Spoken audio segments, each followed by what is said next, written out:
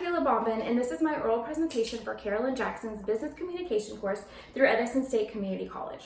70 minutes. 70 minutes is the average amount of time employees spend on their phones browsing the internet per day, according to Fortune.com. Add this to an additional 48 minutes spent on non-work related usage through other devices, you're looking at a total of 10 hours per week. As you can tell, this could easily be problematic for a company, and therefore an appropriate internet use policy could be implemented to combat this. So let's talk. Social media in the workplace. Social media has such an outreach anymore that it can be both negative and positive. So let's talk about some of the cons.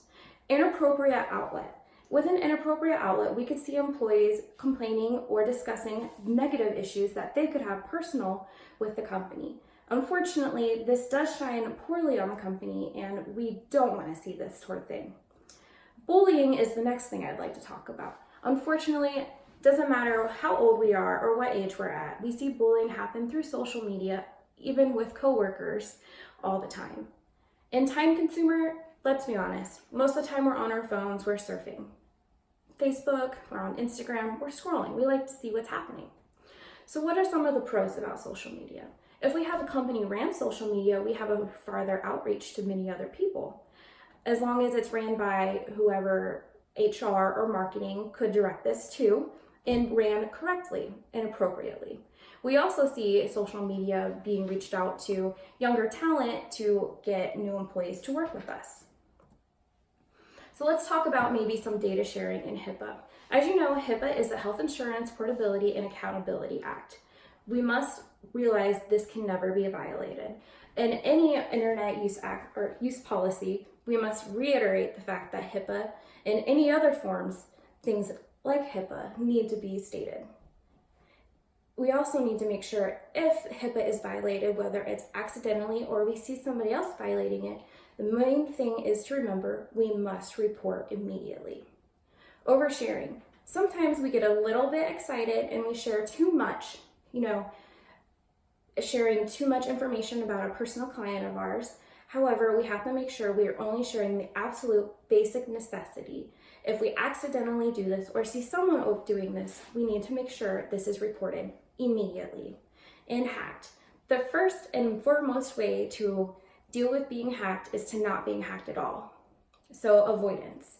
Not opening emails that we're not sure who the sender are or opening ads on the internet is one of the most common ways to get hacked. So if we feel like we've been hacked or we see a scam email, we must report immediately. The next thing is accessibility. Today's world, we have unlimited access to today's technology. We have phones, we have iPads, we have our personal computers. But unfortunately, having such unlimited access isn't always productive for us. For bandwidth-wise, if we connect our personal devices onto the work internet, unfortunately, it limits that bandwidth to the work-related devices that are connected and can delay the work equipment. The personal devices does have declined in our productivity because with our phones, we have them 24/7. They're harder to monitor because if we're not connecting them to the internet at our workplace, say we're using 4G or 3G, they aren't being able to be monitored. So anything could be going on in those phones, especially non-work related issues. Security, like I said, it's hard to limit them. It's hard to read these and they can easily be hacked. So if you're on your phone and you have a personal email you read and it end up being a hacked email or a virus, then any information that had been on your phone that's work related, they get that. As well as any ex-employees with personal devices that they take their personal devices with them and when they leave that company and go to another company, that personal device still has data and information from the company they just left. So course of actions, let's talk about what to do. So we're going to talk about a minor offense. So a minor offense can range anything from accidental. So say we accidentally got hacked or we accidentally overshared or something of this such. So that's going to be a minor offense. A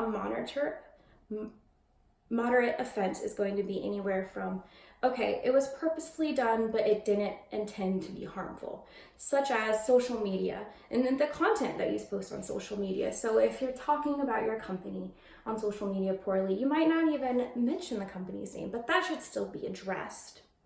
And then major offenses, of course, include any HIPAA violation, anything purposely done with intent to harm. And of course, the correction of action is up to the manager's discretion up to termination. Randomly monitored through IT department. Thankfully, we have this lovely technology nowadays where they can monitor our computers, our devices, anything work related. And our easily accessed policy would be an amazing thing to have. Having a database where we can have everyone being able to access this, as well as having no personal devices such as your phones, your iPads, your computers, have them have no work related, so not being able to access your work and email on a non-work related device. Same as with having your non-work related devices connect to the work internet. So my takeaway is social media, it has pros and cons. We just have to discuss what's good and what's bad. For the data sharing in HIPAA, I cannot stress report violations as soon as you know it's become a violation. Accessibility, we must limit usage. Unfortunately, we have an amazing amount of technology nowadays, but we don't have very much of the resource as such as the internet or the bandwidth. For personal devices, let's limit that work use as little as possible. And for violations, manager's discretion, but just know it can be up to termination. So with this policy, your company will be able to gain back a large portion of that 10 hours per week, resulting in a major increase in productivity. That concludes my presentation today. Are there any questions? Thank you, and have a great day.